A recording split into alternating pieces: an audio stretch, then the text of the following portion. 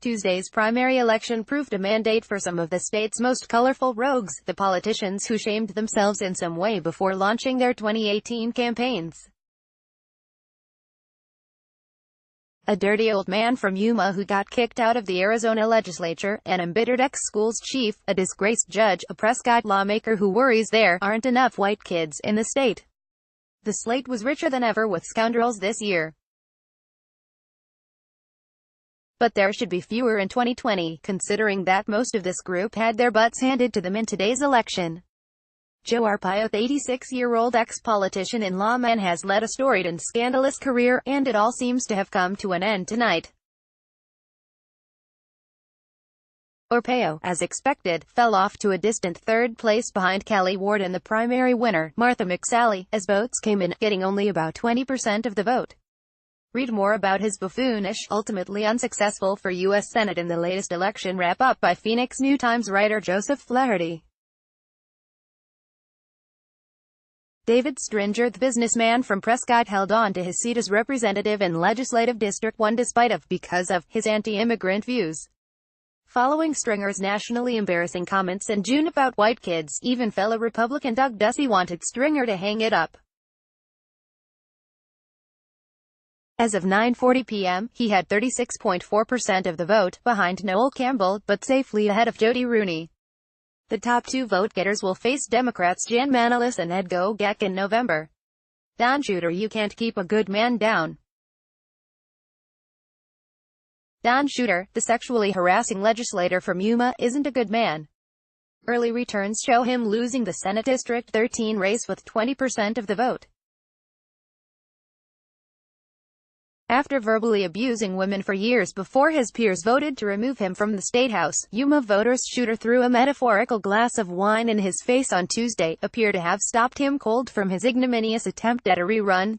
Kerr appeared to be the winner with 49.5%. Tim Jeffries voters in Arizona Senate District the 23rd of May have dashed the smiley-faced dreams of former director of the State Department of Economic Services on Tuesday.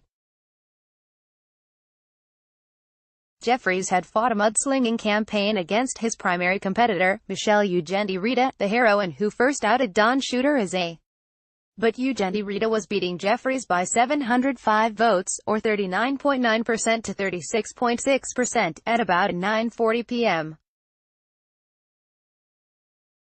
Greg Patterson, the smart-as-a-whip former lawmaker who was forced to resign his seat in 2017 as chair of the Arizona Board of Regents, has increased his odds of getting back into the state legislature. Patterson came in a distant, but safe, second place with 25.4% of the vote. Incumbent Jill Norgaard got 43.7%. They'll compete against Democrats Denise Mitzi Epstein and Jennifer Jermaine in November. Meanwhile, Farhana Shifa finished in third place with 18.8% in the Republican primary, and Dawn Hawker came in last with 12.1%. Sandra Dowling. No one really expected Sandra Dowling to beat experienced legislator Debbie Lesko in the Republican primary for Congressional District 8. Nor did anyone know for sure why Dowling had bothered to run, other than to raise a few vague ideas about Social Security reform. She only raised $4,800 for the race. You get what you pay for.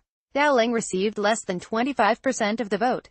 Lesko will now face hero Tip Hernini for the second time, in November. David Gowan. Cowboy hat-wearing David Gowan of Sierra Vista got term limited in the legislature, then got in trouble for allegedly misusing state resources. He paid back $12,000 and was never charged criminally, so he decided to run for office again, this time for state senate.